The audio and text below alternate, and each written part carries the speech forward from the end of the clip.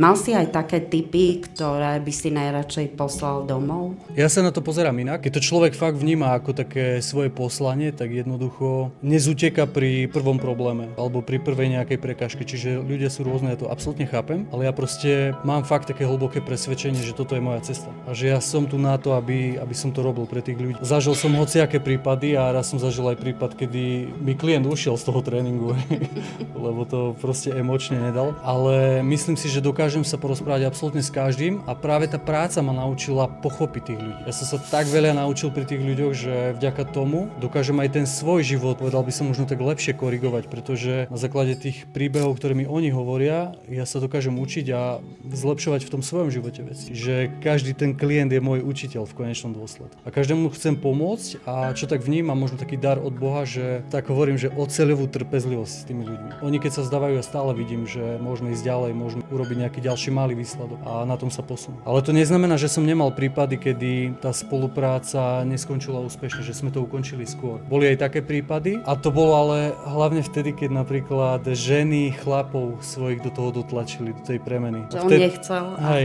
že oni sami to ako keby úplne nechceli a vtedy sa trápil aj ten chlap a ja som sa trápil.